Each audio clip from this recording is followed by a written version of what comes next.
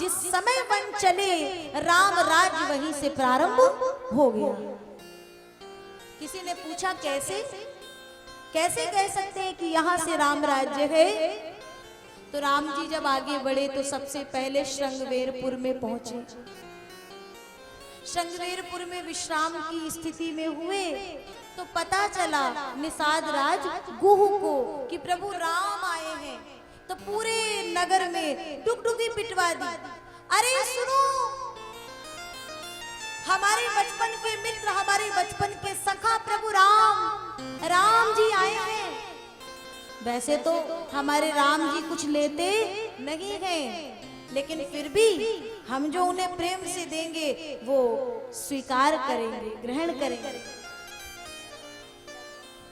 पूरे के पूरे श्रृंगवेरपुर वासी जल्दी जल्दी अपने प्रेमा भाव, किसी के घर में कोई फल है तो वो फल लेके जा रहा है, कोई फूल लेके जा रहा है, अरे कोई साग लेके जा रहा है। राम जी जहां बैठे थे ना, राम जी को चारों ओर से इन समस्त सामग्रियों से घेर दिए।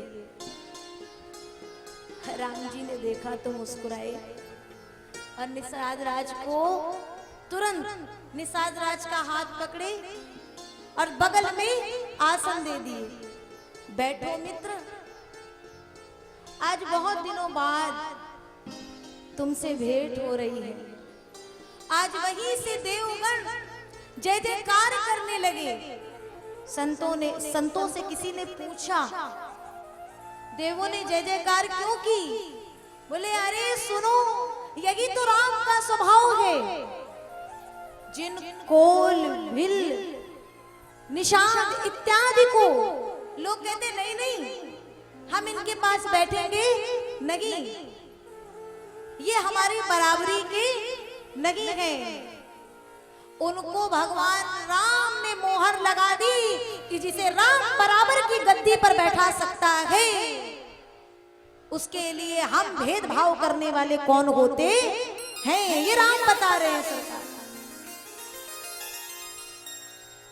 राम जी से निषाद राज जैसे ही देखे राम ने बगल में आसन दिया। सोचो जरा, अगर आपके अरे मुख्यमंत्री, प्रधानमंत्री, राष्ट्रपति छोड़ दो, आपके क्षेत्र का कोई एमएलए, कोई विधायक, अचानक आप उनके पास जाओ और वो आपको भीड़ से हाथ पकड़ के और आकर के अपने चेयर के बगल में आपकी चेयर लगाए, बैठो बैठो,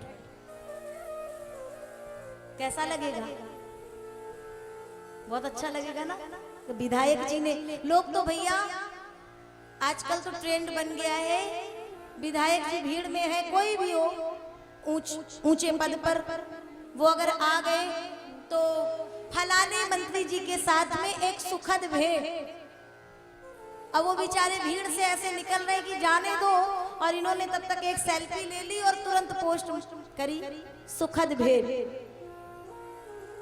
सोचो जब उनके साथ में केवल बराबरी से खड़े हो जाए, एक बार लोग फोटो देख ले कि ये हमको जानते हैं, मुझे बड़ी हंसी आती है। अरे हम ये दुनिया को रिझाने के चक्कर में पड़ते हैं। अरे उस ब्रह्मांड के पति को जब रिझा लोगे तो ये दुनिया भर के जितने भी अतिपति है ना, ये सब आपका पता खोजते खोजते पीछे पीछे लगे रहेंगे। तो सोचो जरा, अगर एक कोई संसार का उच्च पदाधिकारी हमको थोड़ा सा प्रेम से क्या बोलता है कि हम अपने आप में, हमें लगता है हम ही विधायक हो गए, हम ही मंत्री जी हो गए, और भगवान राम जी से हाथ पकड़ के कहे बैठो निषाद, क्या सरलता है, क्या सौम्यता है। निषाद राज चरणों में गिर गए। रघुनंदन सुनो, आप आ गए हो, मेरा श्रृंगवेरपुर धन्य हो गया है, अब जरा एक कृपा और कर दो। क्या? मेरे पुर में तो आप आ गए, नगर में तो आप आ गए, मेरे पास में अयोध्या की तरह इतना बड़ा महल तो नहीं है, मेरी एक छोटी सी पर्णकुटी है, चल करके नाथ अपनी चरण रज से उसे पवित्र कर दो। भगवान ने कहा निषाद राज, अभी हमें 14 वर्षों का वनवास हुआ है, इसीलिए कहीं हम किसी घर में प्रवेश नहीं ले सकते हैं। लेकिन हाँ, 14 वर्षों बाद जब लौट करके आएंगे तो अवश्य तुम्हारी पर्ण कुटी में होते हुए तब वापस जाएंगे। एक रात्रि भगवान वहीं निवास किए। वहीं मंत्री सुमन और लखनलाल जी ये सब रात्रि में पहरा दे रहे हैं। और पहरा क्या दे, इन्हों तो नींद ही नहीं आई। सुमित्रा जी ने लक्ष्मण जी से कहा था, सपने में भी अगर तुम शयन भी करना तो स्वप्न में भी राघव की पहरेदारी करते रहना। लेकिन महाराज क्या कहें, हमारे लक्ष्मण जी को तो पूरे के पूरे वनवास के समय में नींद ही नहीं आई, तो स्वप्न कैसे आता। ये राम भक्त है। और तब आपस में वार्ता हो रही है, कैसी कठोर है कैकेयी, ऐसे प्रभु राम को वन भेज दिया। इस सुकुमारी सीता जी को, जिनके चरण आज तक पृथ्वी पर नहीं पड़े, वो सीता कंकड़ पत्थर और कांटों में कैसे चलेंगी। तब यहाँ वार्ता होती है और गोस्वामी जी एक चौपाई लिखते हैं, काहु न को सुख दुख कर दाता। इस संसार में कोई किसी को सुख दुख देने वाला नहीं है। निज कृत कर्म भोग, सब अपने ही कर्मों के द्वारा हम सुख और दुख की प्राप्ति करते हैं। रात बीती, प्रातः हुई। निषाद राज, जरा जल्दी से नावों की व्यवस्था करो। नावों की व्यवस्था, कहाँ जाना है? अरे गंगा के उस पार जाना है ना। आज हम लोग भी गंगा के तट पे विराजमान है। गंगा के उस पार जाना है, नाव की व्यवस्था करो। सरकार, आपको वनवास हुआ है ना। ये श्रृंगवेरपुर के चारों ओर वन ही वन है, जंगल ही जंगल है। यहीं रुक जाओ, यहीं रह जाओ, यहीं ठहर जाओ। भगवान ने कहा, आप बड़े चतुर हैं, बड़े चालाक हैं, लेकिन आपकी चतुराई तो ठीक है, अगर मैं रुक गया तो आगे की लीला नहीं होगी। और दूसरी बात, माता कैकेयी को पता चल गया तो वो कहेगी कि देखो तो ये राम को राज्य की कितना मोह, कितना लोभ है कि वनवास में भी गया तो अयोध्या से ज्यादा दूर नहीं जा पाया, यही बगल में ही डेरा जमाए है, इसलिए आगे जाना होगा। प्रभु आज्ञा है, टाले तो टाले कैसे। गए, नाव की व्यवस्था की और भगवान को लेकर के पहुंचे। भगवान को लेकर के तट पर पहुंचे। तट पर कोई है नहीं, नाव रखी हुई है। आवाज लगा, अरे केवट भैया, अरे ओ केवट भैया, आ रहे। उधर से आवाज आई, अरे आ रहे, अरे जल्दी आओ, आज देखो तुम्हारी नाव में बैठने के लिए कौन आए हैं। अरे ठहरे ठहरे, निषाद राज कौन आए, इतनी जोर जोर से क्यों चिल्ला रहे हो। दौड़ते हुए आया केवट। कौन आए? अरे साक्षात परमपिता परमेश्वर, साक्षात परब्रह्म परमात्मा। अरे कौन? अरे प्रभु। अगर सामाजिक भाषा में कहे, अरे राजा राम जी, राम जी। और अगर आध्यात्मिक भाषा में कहे तो ब्रह्म परमात्मा, परात्पर अखिलेश्वर परमात्मा, जिनकी एक चरण रज की कण पाने के लिए सब ललायत रहते हैं, आज वो परमात्मा साक्षात तुम्हारी नाव में विराजमान होने के लिए आए हैं। जल्दी आओ। अरे केवट ने सुना तो केवट मन ही मन आनंद की लहरें हृदय में हिलोरे ले रही हैं। लेकिन केवट ऊपर से कहता है, कौन आए हैं फिर से बताना तो। अरे राम जी, राम जी। केवट ने ऊपर से लेके नीचे तक राम जी को देखा तो कहा, अच्छा तो आप हैं। राम जी ने लक्ष्मण जी की ओर देखा, बोले क्या कह रहे हैं। बोले आप है का मतलब, बोले हमने आपके बारे में सुना है। निषाद राज कहते हैं मतलब तुम राम जी को पहले से जानते हो? अरे इन्हें कौन नहीं जानता, और इन्हें जाने ना जाने इनके जो कारनामे हैं वो किसी से छिपे नहीं हैं। कौन से कारनामे? अरे भैया इनके पास में ये बहुत बड़े जादूगर हैं, जादूगर, और इनसे बड़ी जादूगरनी है इनके चरणों की जो रज है।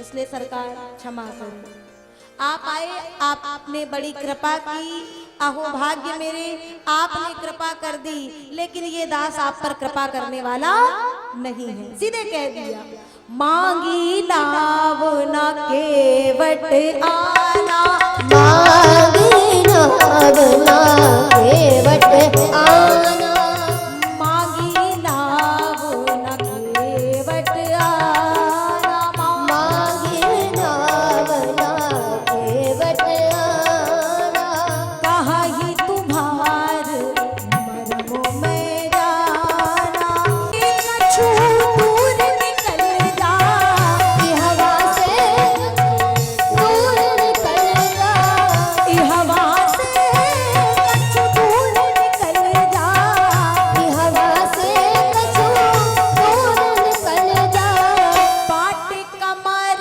तक पानी बाबू, ए बाबू कमर तक पानी है तो बड़े आराम से निकल जाओगे।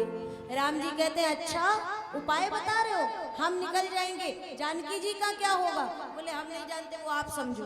बाटे कमर तक पानी बाबू राउर मरम हम जाने बाबू, राउर मरम हम जाने बाबू, राउर मरम हम जाने बाबू, राउर मरम हम जाने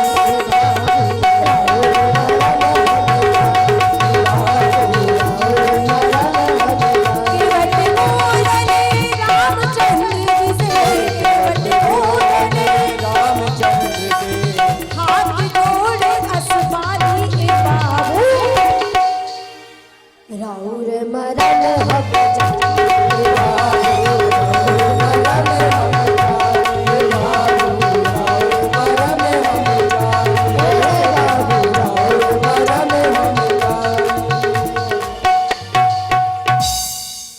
बार बार केवट कह रहे आपके मर्म को हम जानते हैं। पता है ये केवट कहते पहले जन्म में एक हंस था। शांति रखेंगे, बहुत शांति से बैठेंगे सभी। आपकी थोड़ी सी आवाज भी हमारे पास तक पहुंचेगी। केवट पहले जन्म में एक हंस था, दूसरे में एक राजा, तीसरे जन्म में एक बहेलिया बनता है। बहेलिया इसका काम है चिड़िया पकड़ने का, लेकिन इस जो इसका व्यापार है स्वयं का बहेलिए का, इसमें इसे आमदनी बहुत कम होती है। एक नया व्यापार आरंभ किया है मांस बेचने का। जिस मार्ग में जाता है, रोज जहां से गुजरता है, वहां पर एक संत का आश्रम पड़ता है।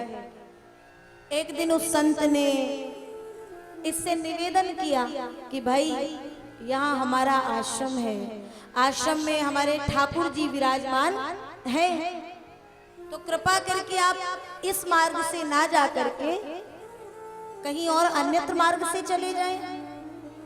लेकिन देखिए जो बहेलिया है ना, कुछ लोग होते हैं बड़े अक्खड़ी स्वभाव के, उनसे जो काम मना करो, जो मना करोगे वो खास करके वही करेंगे जानबूझ करके। बहेलिया कहता तुमने मुझे रोका कैसे, बीच मार्ग में तुमने मुझे टोका कैसे? और देखो महाराज, तुमने मुझे रोका टोका, अब तो हम इसी मार्ग से जाएंगे। कुछ लोग समाज में भी ऐसे होते हैं जो कहते हैं अब तो हम यही करेंगे जो करते बने कर लेना। वैसे ही वो बहेलिया है। महाराज इसी मार्ग से जाएंगे। अब संत भी चुप हो गए, मौन हो गए। तेरी इच्छा भाई। एक दिन ये जा रहा था, संत जी ने कहा, अरे ए बहेलिया इधर आओ, विराजो। बोले क्यों महाराज? अरे बोले थोड़ा तुम्हारा परिचय जानना चाहते हैं। बोले हाँ परिचय जानना चाहते, दे दूंगा। ये जो तुम कार्य कर रहे हो ये कब से कर रहे हो? ये जो तुम मांस बेचने का ये कार्य कर रहे हो कब से कर रहे हो महाराज? तो बोले गुरुदेव ये व्यापार हमारा स्वयं का व्यापार नहीं है, हम तो एक बहेलिया हैं, चिड़िया पकड़ने का कार्य करते हैं, लेकिन आमदनी उतनी नहीं हो पा रही थी इसलिए ये कार्य आरंभ किया। तो संत ने कहा मतलब तुम चिड़िया पकड़ लेते हो? बोले महाराज बहेलिया है, पकड़ ही लेते हैं। तो बोले हमारे आश्रम के बाहर एक श्याम वर्ण की 4 पग वाली चिड़िया आती है, मैंने लाख प्रयास किया लेकिन वो श्याम वर्ण की चिड़िया को मैं पकड़ नहीं पा रहा हूं, क्या तुम? बोले अरे आप आदेश करिए। संत जी ने कहा तो आदेश करे, कितने दिन में पकड़ दोगे? बोले मुझे समय दीजिए, ज्यादा नहीं 7 दिन दे दीजिए। बोले महाराज अगर 7 दिन में ना पकड़ पाए? हमारी माताएं बहनें, केवट का पहला जन्म हमने कौन सा बताया था? पीछे पीछे आप वो कहते ना सावधानी हटी, आपका ध्यान चक्कर मकर में गया तो हमारा ध्यान आप पे जाएगा। कथा में रखिएगा ध्यान। अभी पूरी कथा सुनाने के बाद फिर पूछेंगे 5 जन्म कौन कौन से हैं। हम भी तो देखें कौन कौन कथा ध्यान से सुन रहा है। हाँ कि हम ऐसे ही सुना रहे हैं, कल चले जाएंगे। सुनिए, बहेलिया कहता समय दीजिए 7 दिन का। बोले अगर 7 दिन में ना पकड़ पाए तो? बोले वचन देता हूँ अगर 7 दिन में ये श्याम वर्ण की चिड़िया ना पकड़ पाया तो 7वें ही दिन अपने प्राणों का परित्याग कर दूंगा। संत ने मन ही मन कहा फिर क्या है, सांप भी मर जाएगा और लाठी भी नहीं टूटेगी। मतलब जिस श्याम वर्ण की चिड़िया की वे बात कर रहे हैं वो चिड़िया उस समय अभी सृष्टि में ही नहीं थी, और जो वस्तु सृष्टि में नहीं है उसे वो पकड़ता कैसे? पहला दिन जाल बिछाया, दाने डाले, रात्रि हो गई, चिड़िया नहीं आई। ऐसे करते करते 6 दिन बीत गए, चिड़िया नहीं आई सरकार। 7वें दिन की प्रातः हुई, दोपहर हो गई, सायंकालीन होने को है। इस बहेलिये ने देखा चिड़िया नहीं आई तो धीरे धीरे संत को वचन दिया है ना, तो लकड़ियां इकट्ठी करनी प्रारंभ कर दिया कि अब प्राणों का परित्याग करना है। भगवान नारायण ने देखा तो हमारे नारायण से रहा नहीं गया।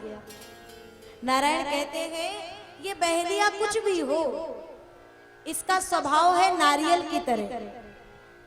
नारियल ऊपर से कठोर होता है और भीतर से कोमल होता है, वैसे ही वो बहेलिया है। लेकिन संत ने इसके साथ छल किया है, तो क्या करूं? चिड़िया तो सृष्टि में है नहीं, भगवान से रहा नहीं गया। भगवान स्वयं श्याम वर्ण की चिड़िया बनकर के आए और आकर के जाल में खुदकने लगे। और जहां वो चिड़िया के चहकने की आवाज हुई, बहेलिये ने पीछे घूम के देखा, ओहो आ गई। मतलब तुम भी देख रही थी कि हम जब मरने जाएंगे तब तुम आओगी। चलो देर से ही सही आई तो जल्दी से जाल समेटा, कांधे में लिया और चल दिया। वही श्याम वर्ण वैसी चिड़िया, और जैसे ही चला ना तो मार्ग में वो छोटी सी चिड़िया उसे भारी लगने लगी। तो उसे लगा मैंने 7 दिनों से अन्न जल नहीं लिया है, इसलिए ये चिड़िया मुझे भारी लग रही है। और आगे बढ़ा जैसे जैसे इसके चरण बढ़ रहे हैं वैसे वैसे ही चिड़िया का भार बढ़ रहा है। बढ़ते बढ़ते इतना बढ़ गया सरकार कि उस बहेलिए से वो भार सहा नहीं गया। जाल को आगे करके देखा तो वो 4 पैर की श्याम वर्ण वाली चिड़िया गायब है। उसके स्थान पर 4 हाथ वाला सुंदर पुरुष विराजमान है। बोलिए लक्ष्मी नारायण भगवान की जय।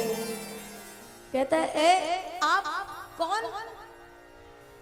अब भगवान जाल में है, मुस्कुरा रहे हैं।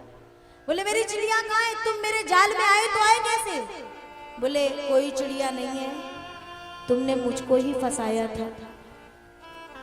बोले नहीं नहीं, मैंने श्याम वर्ण की उस चिड़िया को फंसाया था। कोई बात नहीं, तुम पुरुष तो हो लेकिन कोई साधारण पुरुष नहीं हो।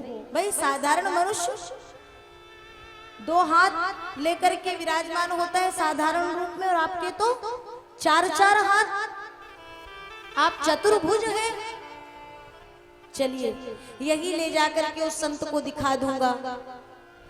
भगवान ने कहा उस संत ने तेरे साथ छल किया था। वैसी चिड़िया सृष्टि में ही नहीं थी, तुझे वो मार्ग से हटाने के लिए ये सब लीला किया।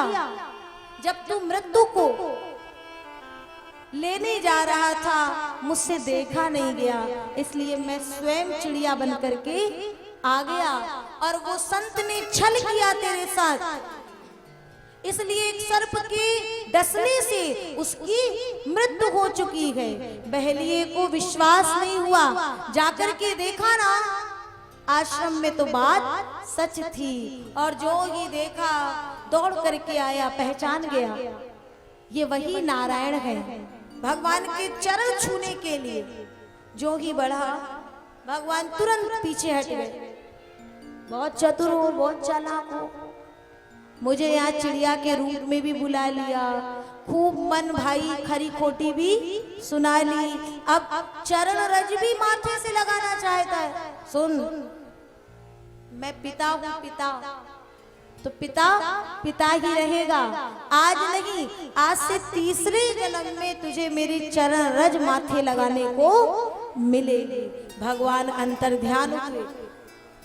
बहेलिए ने उस तन को त्यागा, अगला जीवन मिला तो कछुए के रूप में आया, और कछुए के रूप में वहां क्षीर सागर में जाए भगवान वो शेष सैया पर शयन कर रहे हैं। लक्ष्मी जी श्री चरणों को दबा रही हैं। बेचारा चरण छूने जाए तो लक्ष्मी जी जो पंखा झलती हैं उसी पंखे से दूर दूर दूर जी की ओर से, तो शेष जी फुफकार लगा दे।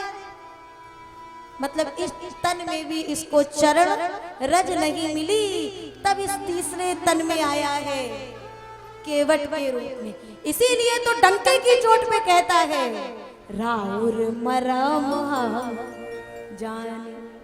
मैं आपके मर्म को जानता हूँ सरकार। भगवान मुस्कुराए। सुनी के वट के बैन जो प्रेम लपेटे अटपटे, और बिह से करुणा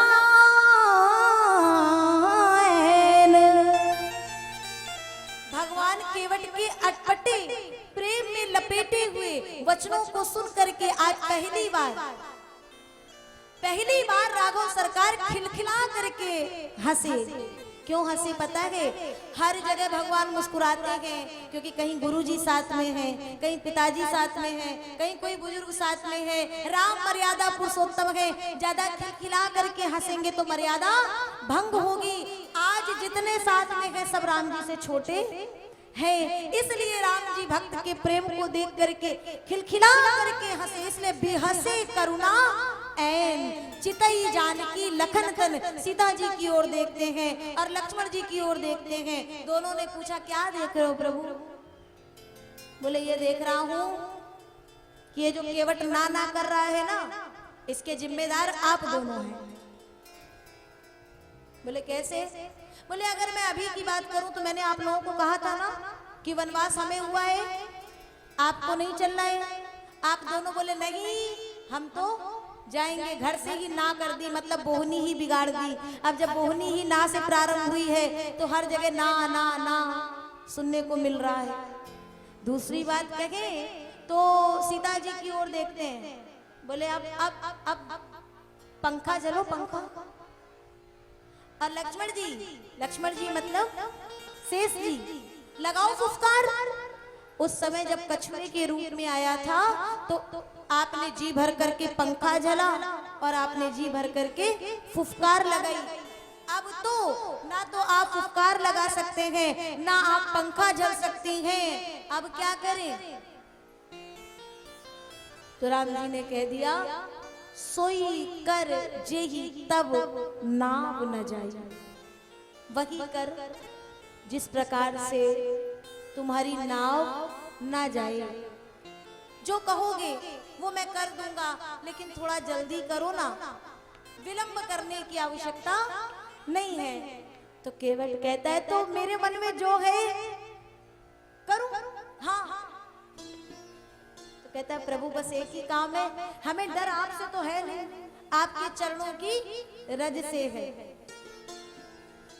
तो भगवान ने कहा रज से डर है तो एक काम करो, बेगियानी जल पाय पखारू, बेगियानी जल पाय पखारू, बेगियानी जल पाय पखारू, बेगियान जल पाय पखारू, होते विलंब उतारिया पारू, होत विलंब उतारे हो पारू, केवट राम रजाय सुपावा। गाइए प्रेम से सभी। यसु पाए, पानी कठौता भरी ले आवा। पानी कठौता भरी ले आवा, पानी कठौता पारी कठपा। पानी कठौता। राम जी ने आदेश कर दिया, आज्ञा दे दी, तो केवट राम रजायस पावा पानी कठौता भर ले आवा। आवाज लगाया, अरे ओ केवटायन। लोगों ने कहा किसको आवाज लगा रहा है? राम जी ने कहा अपनी उनको, अपनी धर्मपत्नी जी को। कह रहा अरे ओ केवटायन, मानो केवट कहना चाहता हो भगवान आए हैं, आओ तुम भी दर्शन कर लो, जल्दी से जल ले आना, जल्दी से जल ले आना। और सुनो, कठौते में लाना, कठौती में ना लाना। एक संत ने पूछा कठौती में आ जाएगा जल तो क्या हो जाएगा? बोले अगर कहीं धोखे से ये नारी वाला, अगर ये लीला चल गई, अगर रज कठौती में पड़ेगी तो नारी बनेगी, कठौते में पड़ेगी तो पुरुष बनेगी, पुरुष आएगा तो मेरे काम में थोड़ा हाथ बटाएगा। संत केवट के इन वचनों को सुन के संतों ने भी, संत भी हंसे और कहते वाह रे केवट, जल्दी ला। और जल्दी से जल लाया। और सरकार प्रेम भाव के सागर में डूब करके आज केवट मस्ती में भगवान के चरणों को पखार रहा है। भगवान के चरणों को पखार रहा है, बड़े आनंद से मल मल करके चरणों को धोता है। राम जी ने, लक्ष्मण जी कहते हैं सुनो, तुम तो ऐसे चरण धो रहे हो जैसे कि ना जाने कितने वर्षों से राम जी ने स्नान ना किया हो। केवट कहता आप चुप रहो, मुझे तो आनंद से धोने दो। और बढ़िया आनंद से चरण धोए। अब भैया 1-2 मिनट हो तो कोई एक शांति, 1-2 मिनट की बात हो तो कोई भी एक अवस्था में एक स्थिति में खड़ा रहे। यहाँ तो केवट जी आराम आराम से, आहा बड़ा आनंद आ रहा है। राम जी ने कहा जल्दी करो ना, क्योंकि राम जी कहीं इधर हिले कहीं इधर हिले। तो केवट कहता है राम जी बहुत हिलते हो आप, सीधे खड़ा होना नहीं आता है क्या? तो भगवान राम कहते हैं वाह, एक चरण तुम लिए हो, एक चरण पृथ्वी पर है, आधार कोई है नहीं, हिलूंगा नहीं तो और क्या करूंगा? तो केवट कहता है पहले बताना चाहिए था ना। देखो तो जरा, आज राम जी बिल्कुल अबोध अज्ञानी बन गए हैं और आज केवट भैया से राम जी ज्ञान ले रहे हैं। केवट कहता है अच्छा तो इतनी परेशानी हो रही है तो पहले बताना चाहिए था। तो राम जी ने कहा तो क्या करूंगा? बोले ज्यादा कुछ नहीं, आपको आधार नहीं मिल रहा, अपना एक हाथ निकालिए और मेरे सिर पर रख लीजिए, सरकार आधार मिल जाएगा। राम जी ने कहा वाह रे केवट, देखो तो तेरी चतुराई, नीचे चरणों की सेवा कर रहा है और ऊपर से आशीर्वाद भी लेता जा रहा है और मस्ती में आनंद में डूब करके भगवान के चरण पखारे। और फिर कहते हैं भगवान ने कहा हो गया, अब तो कुछ बाकी नहीं है, अब चले। हाँ प्रभु। लेकिन जैसे ही लक्ष्मण जी आगे बढ़े, जानकी मैया आगे बढ़ी, केवट कहता आप कहाँ चले, आप रुको। राम जी से कहता आप कहाँ चले, रुको ठहरो। राम जी कहता अब क्या बाकी है? बोले अब बाकी नहीं है, अब नाव में ले जाने के लिए मैं आपको अपनी गोद में उठाऊंगा। अब राम जी ने कहा सुनो, ये तो तुम्हारा कुछ अधिक ही हो रहा है भाई। लघु भ्राता साथ में है, पत्नी साथ में है, चरण पखारने की बात तक तो ठीक था, लेकिन अब कह रहे हो कि गोद में उठाऊंगा, ये कहाँ बात हुई थी? तो बोले वाह आप बड़े चालाक हैं, हमने इतना परिश्रम करके इतनी देर तक आपके चरणों को पखारा, एक एक रज का एक एक कण इतनी मुश्किल से हटाया है, और आप फिर से इसी रज में चल करके और जाकर के नाव पे बैठोगे तो आपके चरणों से लग जाने के बाद फिर से रज जादूगरनी हो जाएगी और मेरी नाव नारी हो जाएगी। बताओ मेरे चरण पखारने या ना पखारने से क्या लाभ? तो संतों ने कहा आज ये केवट दोनों का काम कर रहा है। कौन दोनों? दशरथ जी को राम जी पुत्र रूप में मिले और जनक जी को राम जी जमाई के रूप में मिले। तो जनक जी की तरह इसने चरणों को पखारा और दशरथ जी ने राम जी को गोद में खिलाया। तो दशरथ जी की तरह कह रहा है गोद में उठाऊंगा। भगवान कहते तू चिंता ना कर, मैं अभी नाव को पास ही ले आता हूं ना। और तुरंत भगवान जानकी अम्बा को नाव पर बिठा करके और स्वयं विराजमान होते हैं। और अब केवट कहता है सरकार नैया को चलाने के लिए जहां चला मस्ती में झूमते नाचते गाते हुए गंगा मैया से कह रहे गंगा मैया आज जरा धीरे धीरे बहना, मेरे राम विराजमान है मेरी नैया में। और मार की बातें कर रहे हैं। पता है राम जी आप और मैं कोई अलग नहीं है, देखा मैं जैसा कहता हूँ वैसा गंगा मैया करती है और आप जैसा करते हो वैसे वो भी करते हैं, वो हम आगे बताएंगे कौन, लेकिन आप कहते नहीं हो। देखो मैं आपको मस्ती में आनंद में पार करना चाहता हूँ, इसलिए गंगा मैया से कह रहा हूँ धीरे धीरे। अब राम जी तो इसकी बातों में सुन रहे हैं और बातों को सुन सुन करके बड़ा मंद मंद मुस्कुरा रहे हैं। और केवट गंगा मैया से कह रहे हैं गंगा मैया मेरी नैया में लक्ष्मण राम, गंगा मैया धीरे बहो।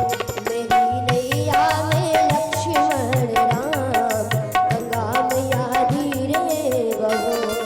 देखो केवट की उस नाव में राम जी विराजमान हुए। हम सब अपनी जीवन रूपी नाव में जो लोग जो भक्त राम जी को विराजमान कराना चाहते हो दोनों हाथ बिल्कुल सीधे उठा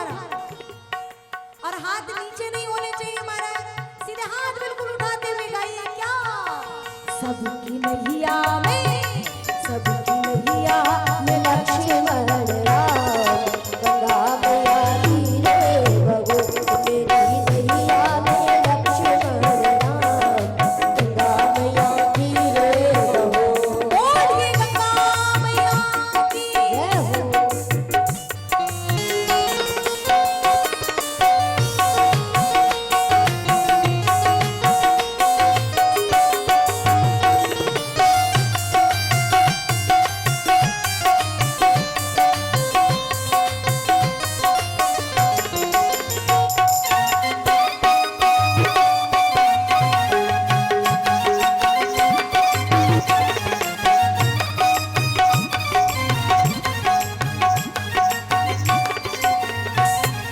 केवट की नैया भागीरथ की गंगा, केवट की नैया भगीरथ की गंगा केवट की नैया भागीरथ की गंगा, केवट की नैया भगीरथ की गंगा राजा दशरथ के, राजा दशरथ के लक्ष्मण राम गंगा मैया धीरे बहो ओ राजा दशरथ के लक्ष्मण राम गंगा मैया धीरे बहो।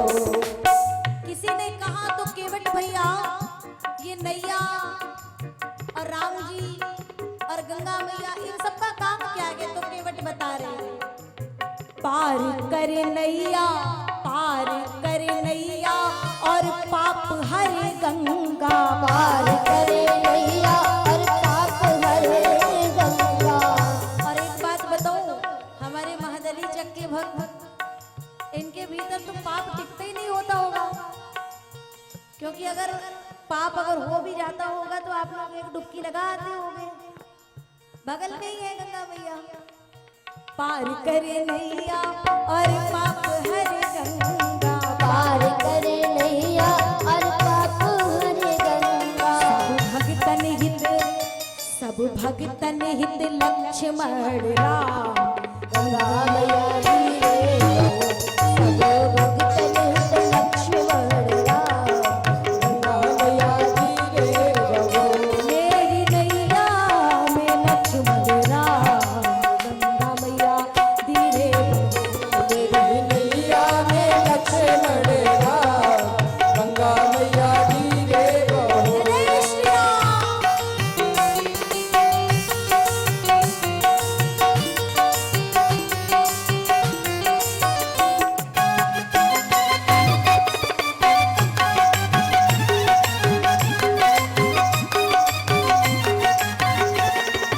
काहे आई नैया और काहे आई गंगा, काहे आई नैया और काहे आई गंगा आई नैया काहे आई गंगा, काहे आई नैया और काहे आई गंगा काहे आए, काहे आए लक्ष्मण राम, ए गंगा मैया धीरे बहो, काहे आई लक्ष्मण राम गंगा मैया धीरे बहो। ए गंगा मैया धीरे बहो, गंगा मैया धीरे बहो। ए गंगा मैया धीरे बहो, ए गंगा मैया धीरे बहो। ए गंगा मैया धीरे बहो, अरे गंगा मैया धीरे बहो। ए गंगा मैया। और जैसे ही केवट पार करने वाला है, उस तट पे नाव पहुंच चुकी है, तुरंत नाव को मोड़ लिया। राम जी ने देखा क्या हुआ, इसने नाव क्यों मोड़ी। लक्ष्मण जी ने कहा कुछ भूल गया होगा, शायद लेने जा रहा हो, तो बोले उतार करके लेने जाता ना। फिर से घुमा करके नाव लाया और फिर से जैसे ही पार करने वाला था फिर मोड़ ली। अब की बार राम जी से रहा नहीं गया। राम जी ने कहा सुनो केवट भैया, जरा जल्दी पार उतारो। क्यों? बोले डर लग रहा है। केवट कहता है बस यही सुनना चाहता था। अच्छा, तो आप समझ में आया डर लगता है कैसे। मैंने आपको अपनी छोटी सी नौका के सहारे और इस छोटी सी गंगा के 2 से 3 4 चक्कर लगवाए। आप परात्पर अखिलेश्वर राम कहते हैं कि जल्दी पार करो, मुझे डर लग रहा है। ऐसे ही जरा आप सोचिए, जब आप इस जीव को छोटी सी गंगा के नहीं, बड़े से भवसागर के 2 से 4 नहीं, पूरे 84 लाख चक्कर कटवाते हो तो इस जीव को कितना डर लगता होगा। 2 से 4 चक्कर में आप करो, जल्दी पार करो, डर लग रहा है। और जीव से कहते हो 84 लाख चक्कर लगाओ तब मेरा तट तुम्हें मिलेगा। राम जी बोले, अरे क्षमा कर, बाद में विचार कर लूंगा, जल्दी पार कर जल्दी। अब की बार नाव चलाई, तट आया, नाव रोकी और नाव सो करके सरकार के आगे बैठ गया हाथ जोड़ के। उतरी ठाड़ी वे सुर सरी रेता, सिय राम गुह लखन समेता। भगवान उतरे और उतरे तो जितने, बहुत ध्यान से सुनिएगा 5 मिनट की ये कथा, तीनों लोग एक दूसरे की ओर देखने लगे। किसी ने कहा सीधे चले जाते, काहे देख रहे हैं? बोले अरे किसी के साधन में वाहन में बैठोगे तो उसका किराया भाड़ा पारिश्रमिक नहीं दोगे? ऐसे ही बोले हाँ महाराज, क्या बात, देना तो पड़ेगा सरकार, तो क्या दे? मन मुदरी मना मुदित उतारी, पिए की सिय जान निहारी, पिए की सिय जान निहारी, मन मुदरी मन मुदित उतारी। भगवान के मन की बात को जानने वाली जगत जननी जानकी अम्बा सीता अम्बा मुद्रिका उतार करके राम जी को देते हैं और राम जी देने लगे केवट को। केवट कहता है प्रभु ये क्या है? बोले अरे मेरे पास ज्यादा कुछ तो नहीं है, इस समय वनवासी के वेश में हूँ, जो मेरे पास है उसे स्वीकार करिए, तेरा पारिश्रमिक, तेरी उतराई या जो कह ले। अब देखिएगा यहाँ केवट ने कई जगह बहुत से शब्द मिलते हैं, लेकिन कुछ संक्षेप शब्दों में मैं बताऊं। केवट कहता है धोबी से धोबी न लेत धुलाई, ए नाई से नाई से कछु लेत नाई। एक धोबी दूसरे धोबी से कभी धुलाई लेता नहीं है, एक नाई दूसरे नाई से कभी कटाई लेता नहीं है। लक्ष्मण जी कहते हैं ये उपमा क्यों दे रहे हो, कहना क्या चाहते हो? बोले इतना ही कि तू भी केवट मैं भी केवट, तू भी केवट आप भी केवट, आपकी और मेरी जाति में कोई ज्यादा भेद नहीं है, भेद है, फर्क है, अंतर है तो एक छोटा सा क्या, मैं छोटी सी गंगा पार कराता हूँ और आप बड़ा सा भवसागर पार कराते हो सरकार। तू भी केवट मैं भी केवट, कैसे तुमसे लो उतराई, कर दी जो भव पार प्रभु जी मोहे उतराई, तब नहीं हो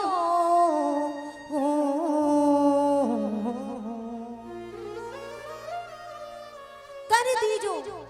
आप यदि उतराई देना चाहते हैं तो एक काम करिएगा, जैसे मैंने आपको गंगा पार किया है, वैसे आप मुझे कर दीजो भव पार प्रभु जी मोहे, उतराई तब लई हूं।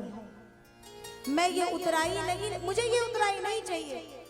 अगर करना है तो मेरे समस्त पुरखों, समस्त पितरों इत्यादि के साथ बाद में मुझे भी भव पार कर देना। और यही है मौके की बात। सरकार केवट चाहता तो और कुछ मांगता तो जीवन भर इस भव सागर में फंसा रहता, लेकिन आज केवट क्या कहता है सरकार, ए राघो बहुत काल में कीन मजूरी, बहुत काल में कीन मजूरी, आज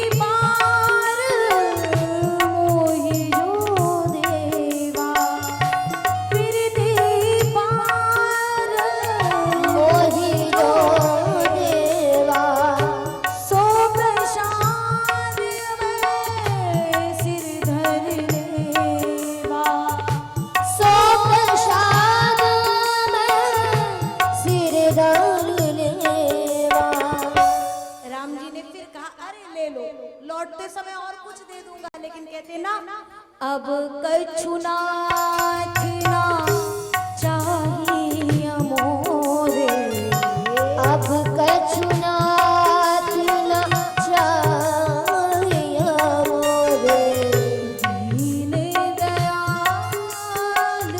अनुग्रह तोरे, दीन दयाल अनुग्रह तोरे।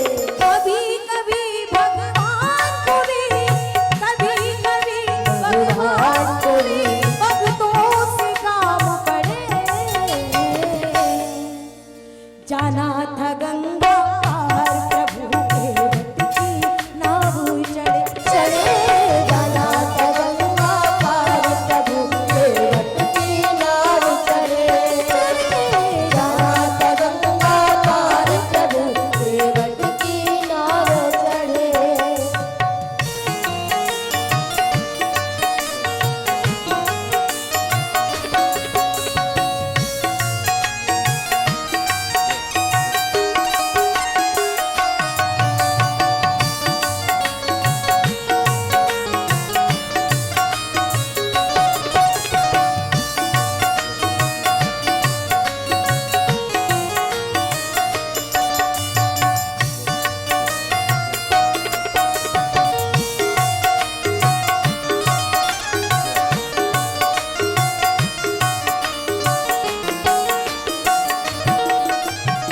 केवट दौड़ के जल भर लाया, केवट दौड़ के जल भर लाया, चरण धोए चरणामृत पाया, चरण धोए चरणामृत पाया, वेद ग्रंथ जिनके यश गाए, वेद ग्रंथ जिनके यश गाए, केवट उनको ना बढ़ाए, केवट उनको नाव चढ़ाए, केवट उनको नाव चढ़ाए। बरसे फूल गगन से बरसे फूल गगन सोए से, बरसे फूल गगन से, बरसे फूल गगन से कि भगत के भाग बढ़े। जाना था गंगा पार प्रभु के रथ की नाव चढ़े, जाना था गंगा पार प्रभु के रथ की नाव चढ़े, जाना था गंगा पार प्रभु की नाव चढ़े। जाना था गंगा पार प्रभु के रथ की नाव चढ़े। सरकार मुझे कुछ नहीं चाहिए, अब कछु नाथ न चाहिए मोरे, बस दीन दयाल अनुग्रह तोरे। अंतिम चरण में राम जी ने कहा मेरे हाथ से नहीं ले रहा है, लक्ष्मण तुम दे करके देखो। लक्ष्मण जी ने दिया, ले लो। कहता तुम्हारे हाथ से तो बिल्कुल नहीं लूंगा। क्यों? राम है ज्ञान, लक्ष्मण है वैराग्य। राम जी के हाथ से लूंगा तो राम नाम अंकित, ये मुद्रिका है, तो सरकार राम नाम का जाप करना पड़ेगा। राम नाम का जाप करूंगा तो ये नाम कौन चलाएगा? अगर मैं माला जपूंगा तो मेरा काम कौन करेगा? लक्ष्मण जी है वैरागी, लक्ष्मण जी देंगे तो मुझे वैरागी बनना होगा। अब बनना क्या होगा? लक्ष्मण के हाथ से लेने के बाद अपने आप वैराग्य आ जाएगा। इसलिए वैरागी हो जाऊंगा तो पत्नी और बच्चों को कौन देखेगा? तो भगवान ने माँ से कहा जानकी जी से तुम दो। जानकी जी देने लगी तो केवट भगवान के चरणों में गिर गया और कहता पाप में न डालिए। बोले कैसे? बोले समाज में जब कथा जाएगी तो लोग कहेंगे ये मुद्रिका इनके पिता जनक ने जब इनके चरणों को पखारा था तब जनक जी ने सीता जी को ये मुद्रिका दी थी, और आज कुछ जनक जी की तरह ही मैंने भी इनके चरण पखारे हैं। लोग क्या कहेंगे? एक पिता जनक था जिसने चरण पखारने के बाद बेटी को मुद्रिका दी, और ये केवट कैसा है जो चरण पखारने के बाद कुछ दे तो नहीं पाया, उल्टा और उनसे ले लिया। इसलिए क्षमा करें सरकार, मुझे कुछ नहीं चाहिए, ये सब बस अपनी कृपा दृष्टि ऐसे ही बनाए रखना। तब बहुत कीन प्रभु लखन सिय नहीं कछु केवट ले, विदा कीन करुणायतन भगति विमल वर दे। भगवान ने अचल अडिग अनुपम और विमल भक्ति का वरदान दे करके उन्हें विदा किया है।